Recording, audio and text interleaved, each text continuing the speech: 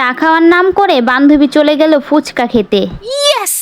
আসসালামু আলাইকুম অনলাইন দর্শক, দিস ইজ মি ফারজোরা ব্লগ। কেমন আছেন সবাই? আশা করছি সবাই ভালো আছেন। শুকুর আলহামদুলিল্লাহ, আমিও অনেক ভালো আছি। সেদিন ইউনিক ফ্লেভারসে খাবার শেষ করে ও বলতেছে চল আমার অনেক গলা ব্যথা, একটু চা খেয়ে আসি।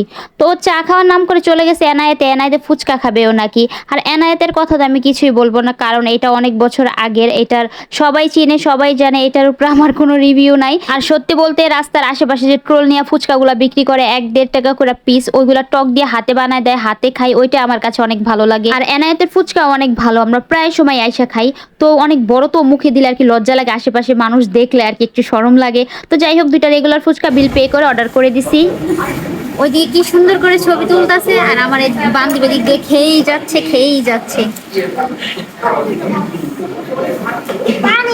একটু কমিয়ে খাও, একটু ডায়েট করো বাবু। তোমরা শান্তি কি করছো? শান্তি কি খায়া ফেলাইছো? কি করছো শান্তি, কি করছো? শান্তি এই যে এরকম শান্তি না, এরকম কেন না? শান্তি নয়, কারিমা। আরে একজন খেয়েই যাচ্ছে, তার মার কোনো খবর নাই না?